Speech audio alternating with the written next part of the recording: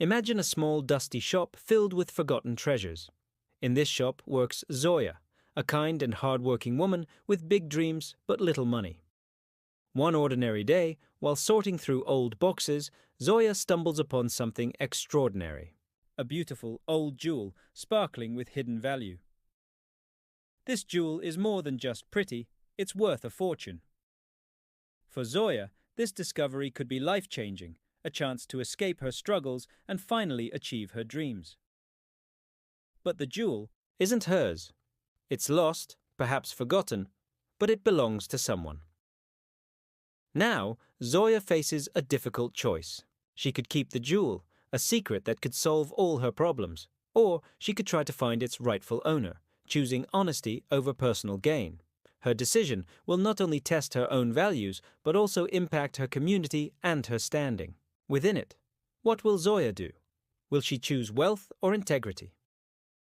Join us as we unfold the story of The Lost Jewel, a tale of honesty, choices, and unexpected rewards. We're curious to know where in the world you are watching from today. Please share in the comments below. And if you are drawn to stories of courage and doing what's right, be sure to subscribe to our channel for more heartwarming tales. We are delighted to have you with us. Let's begin our story. The little shop, Zoya's Treasures, was tucked away on a quiet street in the older part of town. It wasn't fancy, not like the bright modern stores in the main square. Zoya's shop was small, with a slightly faded blue door and a window filled with an interesting mix of old things. Inside, it smelled of dust and old paper, but also something a little sweet, like the jasmine incense Zoya sometimes burned. Zoya herself was as warm and welcoming as her little shop, even if life had been quite tough on her lately. She was a young woman, barely 30, with kind eyes and a ready smile. Her clothes were simple, often second-hand, but always clean and neatly pressed. She worked hard every day, keeping the shop tidy, dusting the shelves packed with old books, porcelain dolls, and forgotten trinkets. Zoya's Treasures wasn't a gold mine. Most days, only a few customers would wander in, curious about the window, display. Sometimes they'd buy a small item, an old coin, a used book, maybe a pretty scarf. Enough to keep the shop open, just barely. Zoya dreamed of making it more successful, of filling it with truly special items that would draw in crowds. She had a good eye for beauty and history, but finding those special treasures was hard, and money was always tight. She lived in a small apartment above the shop with her younger sister, Nadia. Nadia was still in school, bright and full of energy. Zoya worked tirelessly to support them both, hoping to give Nadia a better future, one where she wouldn't have to struggle like Zoya did. Every evening, after closing the shop, Zoya would help Nadia with her homework, dreaming of the day Nadia would go to college and have all the opportunities Zoya never had. Despite the daily worries about money and the slow business, Zoya loved her shop. It was her own little world, filled with stories and history. Each old object held a secret, a past life. And Zoya, in her own quiet way, was a keeper of these stories, waiting for the right person to come along and appreciate them. Once more, she hoped, one day, her own story would also take a turn for the better, just like the forgotten treasures in her shop, waiting to be rediscovered. One afternoon, the shop was particularly quiet. Rain pattered softly against the window, making the inside of Zoya's Treasures even dimmer than usual. Zoya used quiet days like these to catch up on tasks she often put off. Today, it was cleaning out the back storage room. It was a cramped, dusty space filled with boxes of items she hadn't yet sorted or put out in the shop. Sighing, Zoya pulled on an old pair of gloves and stepped into the storage room. Boxes were stacked high, some tied with fraying string, others taped shut and covered in dust. She started with a pile in the corner, labeled simply Misk Antiques. Most of it was just old crockery, chipped teacups, and tarnished silverware, things of little value. As she dug deeper into one of the larger boxes, her fingers brushed against something smooth and cool. She pulled out a small velvet pouch, faded and worn. Curious, Zoya opened the drawstring. Inside, nestled in the dark velvet, was something that made her breath catch in her throat. It was a jewel, Not just any jewel, but a large, teardrop-shaped gem that glittered even in the dim light of the storage room. It was a deep, rich blue color, like the summer sky just before night, and it seemed to glow from within. Around the large blue stone were smaller diamonds, sparkling like tiny stars. It was set in an intricate silver filigree, old and delicate, but clearly of exquisite craftsmanship. Zoya stared at it, her heart beginning to beat faster. She carefully lifted the jewel from the pouch, holding it up to the weak light, filtering through the storage room window. It shimmered and flashed, throwing off tiny rainbows onto the dusty boxes around her. She had seen jewelry in magazines and in movies, but never anything this beautiful, this breathtakingly real. For a moment, she just stood there, completely still, holding the jewel in her hand. 1,000 thoughts rushed through her mind. Where had this come from? How long had it been hidden in the back of her shop? And most importantly, what was it worth? She had a feeling, a strong feeling deep in her stomach, that this little jewel was worth a lot, maybe even enough to change everything for her and Nadia. Her eyes widened as the possibilities began to dawn on her.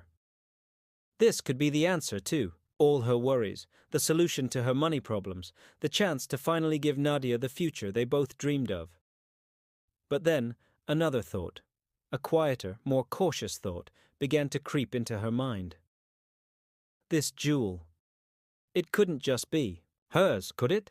How could something so valuable end up forgotten in a box of miscellaneous antiques in her little shop? Zoya carefully took the jewel out of the dusty storage room and into the main shop area, where the light was a little brighter. Behind the counter, she unfolded a soft velvet cloth and gently placed the jewel on it. She leaned closer, studying it.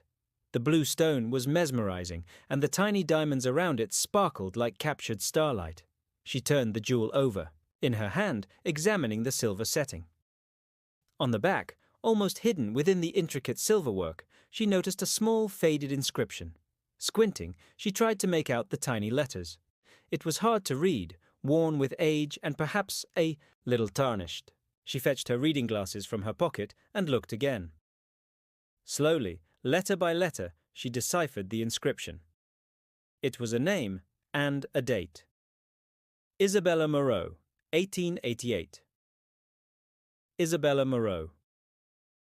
The name sounded vaguely familiar, like something she might have read in a local history book or heard from an older customer.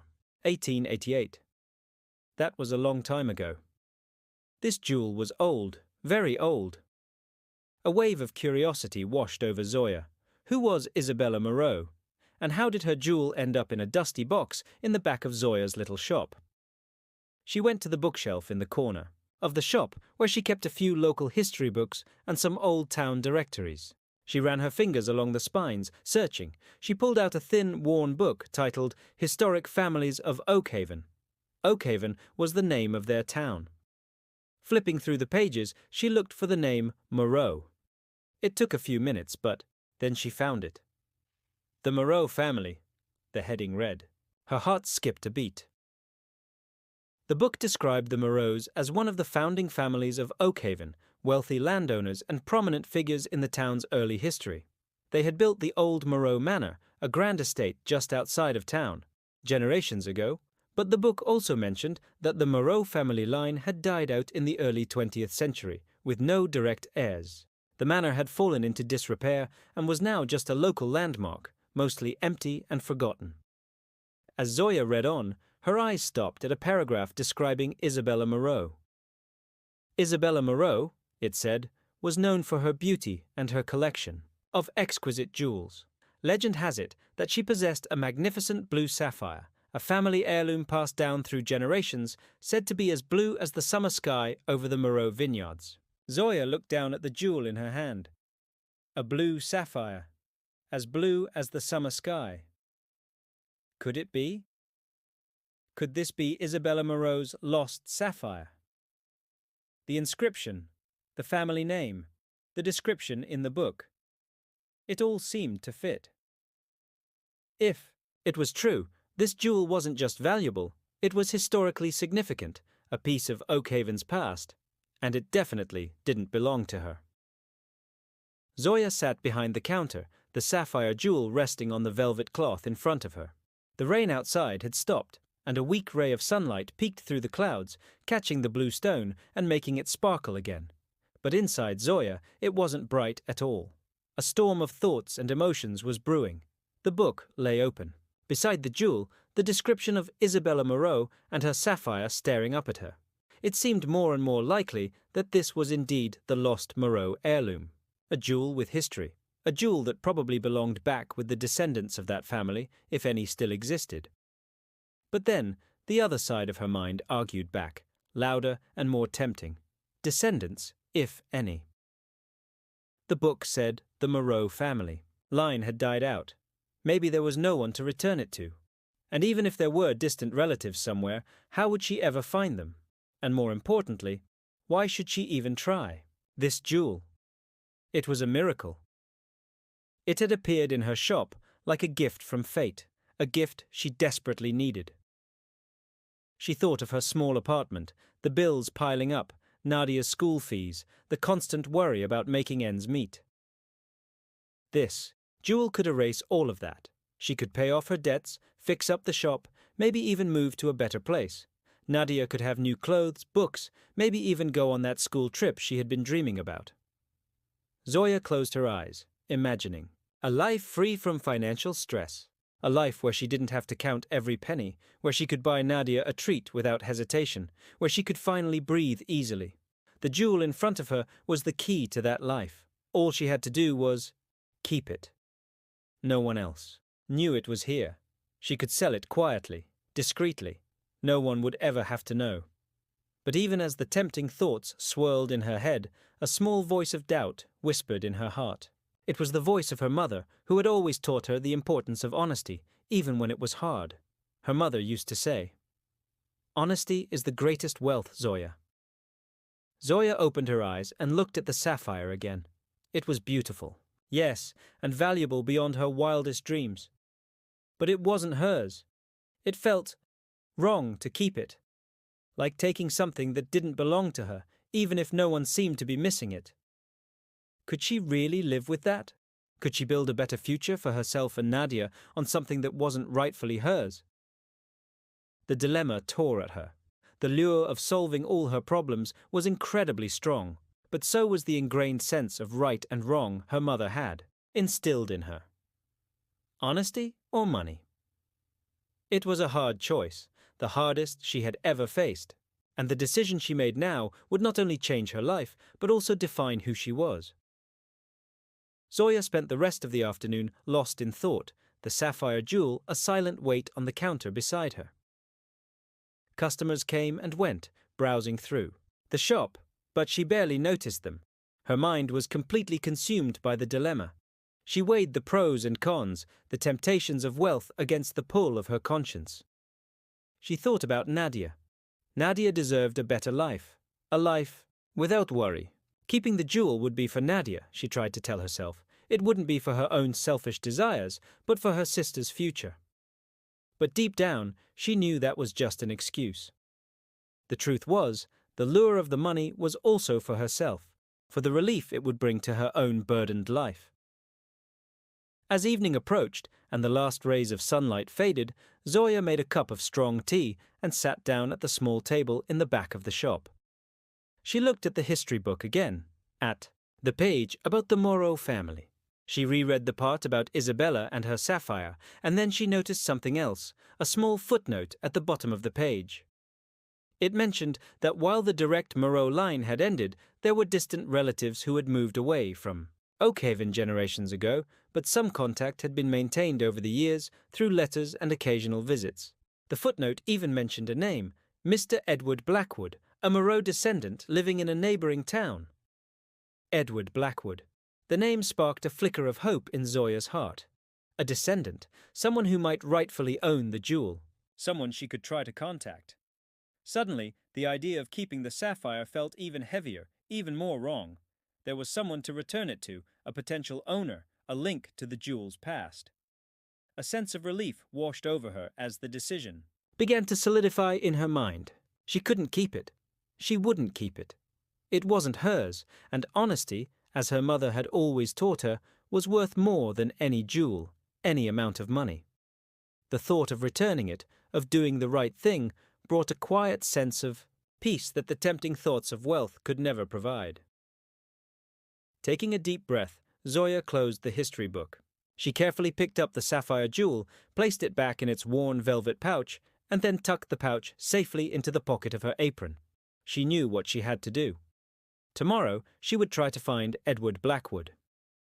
She would return the lost jewel to its rightful place, and in doing so, she would also reclaim her own sense of integrity and self-respect. The decision was made, and for the first time that day, Zoya felt a genuine smile touch her lips. The weight on her shoulders seemed a little lighter already. The next morning, Zoya woke up with a sense of purpose. The decision to return the jewel had lifted a weight from her heart, and she felt lighter and more determined than she had in days. After opening the shop and asking Nadia to manage it for a few hours, Zoya set out to find Edward Blackwood. She remembered the footnote mentioned he lived in a neighboring town. A quick search online gave her an address. It was a small town about an hour's bus ride away. Clutching the velvet pouch in her pocket, Zoya boarded the bus, her heart filled with a mix of nervousness and anticipation. When she arrived at the address, it was a modest but well-kept house with a small garden. Taking a deep breath, she rang the doorbell. An elderly gentleman with kind eyes and a gentle smile answered the door. "Mr. Edward Blackwood?" Zoya asked, her voice a little shaky. "Yes, speaking," he replied, looking at her with curiosity. Zoya explained who she was, about her shop, and about finding the old jewel. She carefully took out the velvet pouch and opened it, revealing the sapphire. Mr. Blackwood's eyes widened in surprise as he looked at the jewel. He took it from her trembling hand, examining it closely. A look of astonishment, then recognition, spread across his face. This is Isabella's sapphire," he whispered, his voice filled with emotion. "My great-great-grandmother's. We thought it was lost forever, generations ago." He looked up at Zoya, his eyes filled with gratitude. "Where? How did you find it?" Zoya told him the story of discovering it in the box of antiques. Mr. Blackwood listened intently, nodding slowly. When she finished, he took her hand, his grip surprisingly strong for an older man. "Miss Zoya," he said, "you have done an incredibly honest and kind thing. This jewel is priceless to my family, not just for its value, but for its history, for what it represents." He insisted Zoya come inside. He told her more about Isabella Moreau and the history of the sapphire, showing her old family portraits and documents. He explained that the jewel had been lost sometime in the early 20th century when the Moreau manor was being cleared out. It was believed to be gone forever. Mr. Blackwood was overwhelmed with Zoya's honesty. He offered her a reward, a generous sum of money, but Zoya politely refused. "I didn't do it for money, Mr. Blackwood," she said. "It just felt like the right thing to do. It wasn't mine to keep." Her words touched him deeply. He understood that. Her honesty was genuine, not driven by the expectation of reward. Instead of money, Mr. Blackwood offered Zoya something else. He was a well-known figure in his town, involved in local charities and community projects. He offered to help Zoya promote her shop, to spread the word about Zoya's treasures and her honest character. True to his word, Mr. Blackwood became a regular customer at Zoya's shop, bringing friends and acquaintances. He told everyone about Zoya's incredible honesty and the story of the lost sapphire. Word spread quickly through both towns. Zoya's treasures became known not just for its unique items, but for the integrity of its owner. Business at the shop started to improve dramatically. People came not just to buy, but to meet Zoya, to support a shop run by such an honest woman. Local newspapers and even a regional magazine picked up the story of the lost jewel and Zoya's act of integrity. Zoya's treasures became a local gem in its own right, drawing in customers and admiration. Zoya's life didn't become instantly wealthy, but it became stable and secure. She could pay her bills, support Nadia comfortably, and even start to invest in her shop, bringing in more unique and valuable items. But more than the financial improvement, Zoya gained something far more precious: the respect and admiration of her community, a strong sense of self-worth, and the deep satisfaction of knowing she had done the right thing. The true reward for Zoya's honesty wasn't money, but something far more valuable, a legacy of integrity, a reputation built on kindness and truth, and the quiet joy of living, in accordance with her values.